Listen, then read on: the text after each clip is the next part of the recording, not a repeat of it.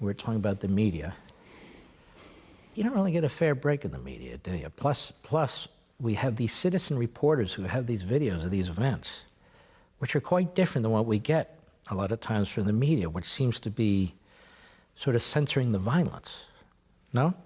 Absolutely.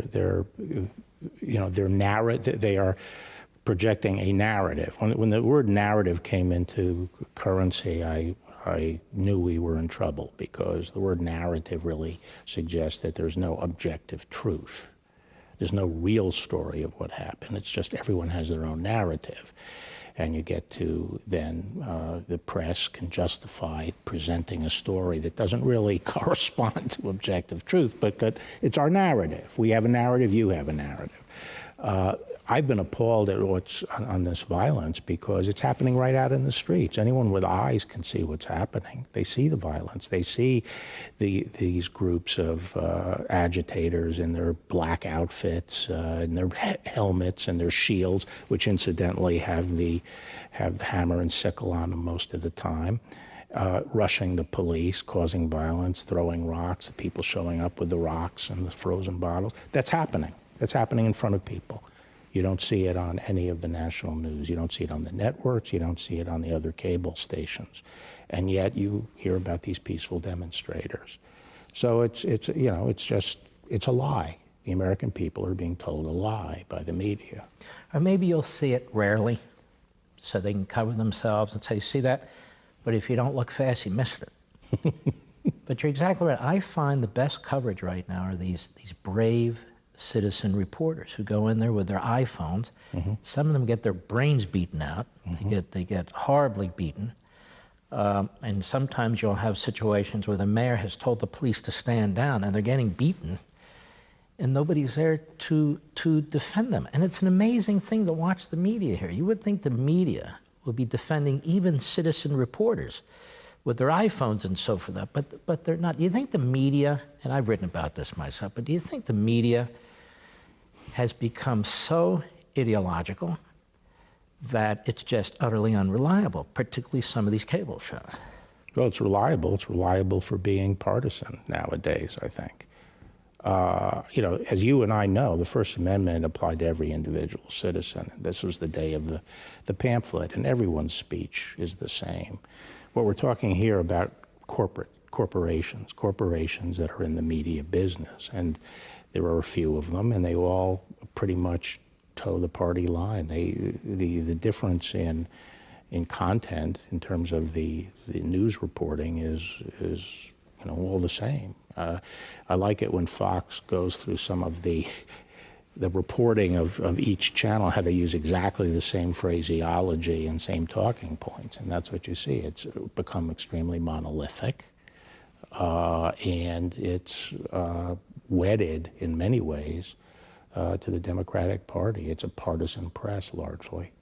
There's a recent serious research study a couple of professors put out, I think this week, maybe last week, University of Illinois, that undergirds your point. They say there are these bubbles and these micro bubbles. So tiny is the circle that some of these media folks live in, they have no conception about what's going on out there. For instance, I don't see most of the hosts who are commenting on what's going on in Portland. If you're a news person, I would think you're in Portland. Well, we have a correspondent. No, but you're commenting on it all the time. And not as an opinion person, but as a news person. And then you say it's mostly peaceful. What does that mean? That means in some cases it's not, right? Mm-hmm. So you can have a minority, a number of situations where it's not mostly peaceful. That makes it extremely dangerous. So even the language is kind of odd as far as I'm concerned. Take the recent example of us trying to address the upsurge in violent crime that has come along with the demonization of police forces. We've seen throughout the city, the major cities, a surge in crime and many, many black deaths as a result.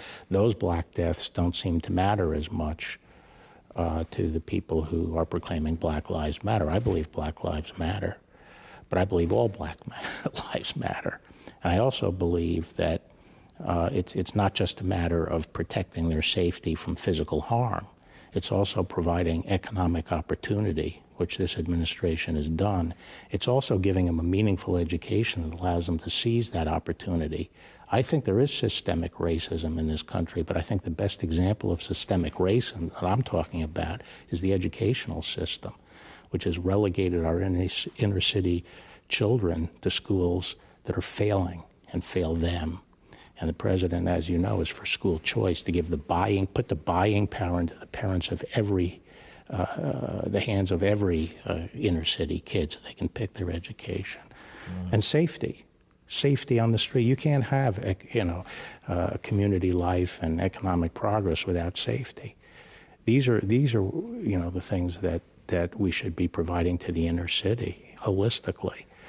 But the media recently has looked at our efforts to bring some justice to the streets of these communities that are suffering the violence, and then they equate that with what they refer to as jackbooted federal agents going in to crush protesters. They don't, it's either an amazing lack of understanding of what's happening around them, or it's deliberate. And they don't live there, and they don't send their kids there, and they don't shop there. They buy their way out of every Right, exactly. inconvenience.